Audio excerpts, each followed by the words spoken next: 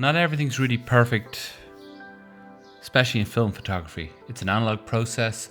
Things can go wrong at any stage. You can find the perfect location, the perfect light, the perfect subject, the perfect composition, even the perfect camera. This time around I had two cameras with me, the Rollei 35 and the Autoboy 2. The Rollei was loaded with black and white film FP4 Ilford, while the Autoboy 2 had Luma 400. We only came across this location by chance, had a route around and thought it'd be good for a little shoot.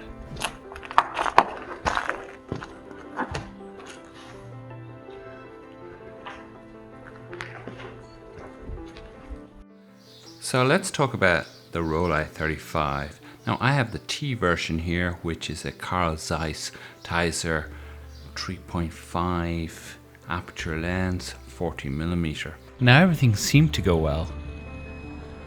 Got through 2 rolls of film, colour and black and white. This is when things went a bit pear-shaped. Trying to get the roll of film out of the Rollei 35. It had snapped, and unfortunately the images ended up with scratches. I'm still going to show them. Your ASA in here, which is used for the inbuilt meter, which you don't have to use. I use an external meter. Of course we have our focusing in here, and we need to just pull that out, and we have our focusing. So you kind of have to do a kind of a range focusing on this camera. Now that's one of the things that might put people off. It is a little bit different to normal cameras. I mean, here is your film advance. This little button here allows you to push the lens back in, and this is here your shutter button, which also features a cable release, threaded cable release. You can put in here, rewind for rewinding the film. And which is really odd about this camera is that the counter for where you are on your film is shown below here. That's kind of unusual. One of the things I do like about this camera, it has a flash. Hot shoe here. Not a cold shoe, a hot shoe. So you could put a flash in here and it will sync up to your lens, no problem. That's something that a lot of small compact cameras don't really feature. And if you want to do some flash photography, this little camera will do the job for you.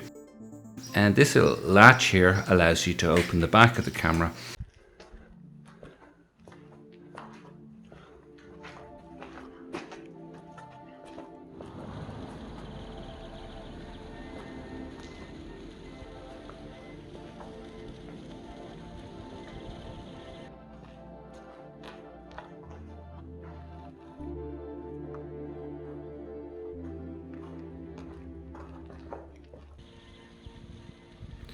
The Rollei 35 is such a small little camera, and you can really shoot with really low shutter speeds, especially in this situation where I have very little light and I want to create that silhouette.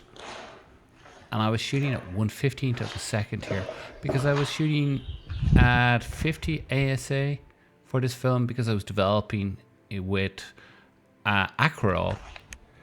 Unfortunately, I had really a lot of trouble to get this to load into the reels from a development tank, and the negatives got scratched. Sadly, due to probably me not loading the Rollei 35 correctly. But you live and learn. It was my first roll in the camera.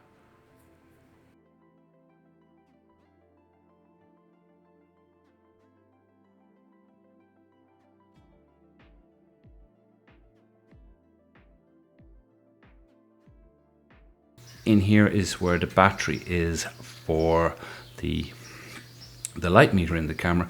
It's an unusual battery. It's a PX625. I still believe you can get those. And to loading the film is a little bit different to normal cameras. And that's where I probably went wrong, to be honest. So you can see the lens in here, and this is a good way to actually test if the shutter is firing as well.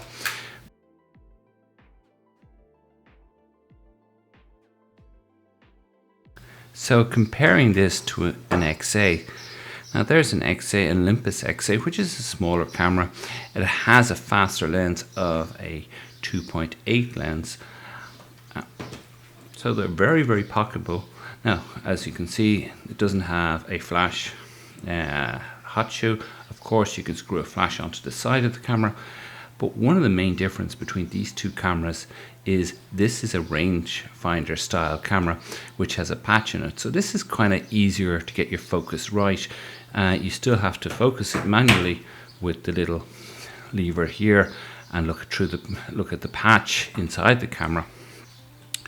However, you don't have full manual controls. Of course, you have 1+5 for backlight, for if you want to do a little overexposing, but that's about it. You've got your aperture here, you've no control over the shutter speed, and you've got your focus here. So you can see these are two different types of cameras, but what they have in common is that they're extraordinarily portable. Both have very fine lenses. The Taser is a bit more contrasty than the Olympus, but both are sharp. And the Olympus XA is a rather sharp lens. Now let's bring something else into the mix, which is this here, which is my Autoboy. One of the first autofocus automatic cameras ever made. Now this is my Autoboy 2. I do have the original one, which is not in good shape at the moment because I've used it quite extensively. So I'm using this one at the moment.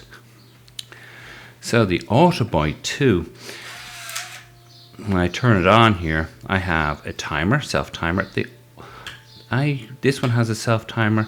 I'm not sure if the Rollei has a self-timer. That's one thing it may not have.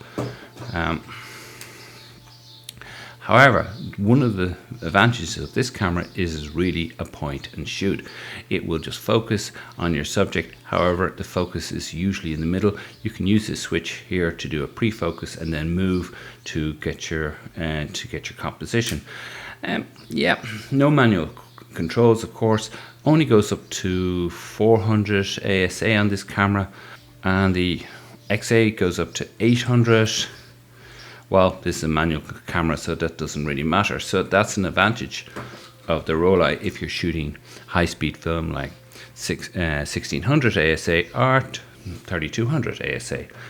So, and also you can do kind of push-pull processes much easier on this camera. Of course, you could do them on this by just manually setting the ASA wherever you want it. But that's a limitation on high-speed film.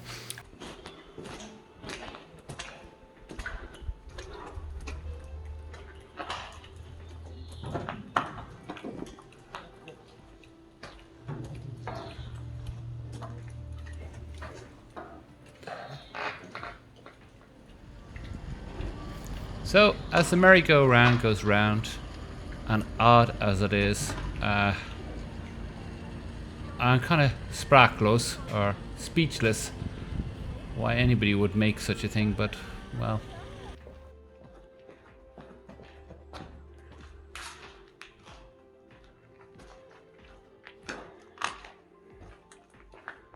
So, these three cameras have really different focusing. Autofocus, rangefinder focus, and zone focusing on the Rollei. Which is the best camera? That's hard to say because it depends what your application is. So all cameras here are very much portable and very much easy to put into a pocket and go and shoot. And price wise, the Rollei goes for around 120, the Olympus about 100.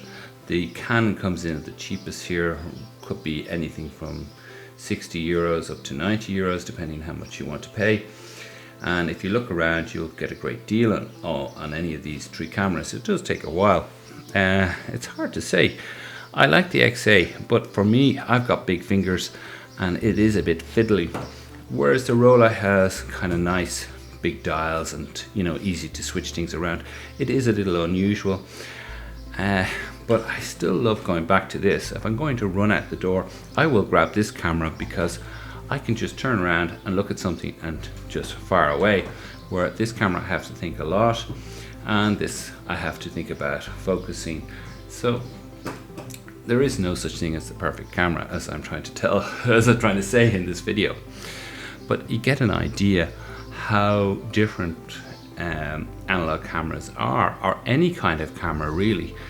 You can see here that each of these cameras offer certain levels of control. This probably offers the most level of manual control in its entirety.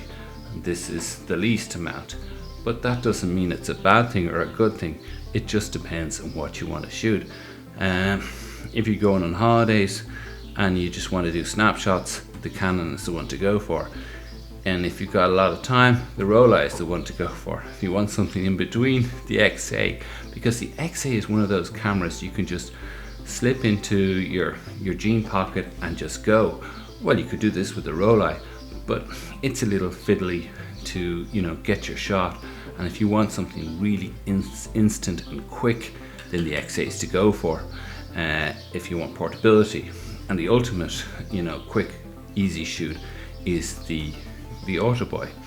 So yeah, as I'm trying to say, there is no such thing as the perfect camera, and that's why a lot of people collect or have different cameras. I don't tend to collect, I tend to use these cameras because I like to shoot film, and often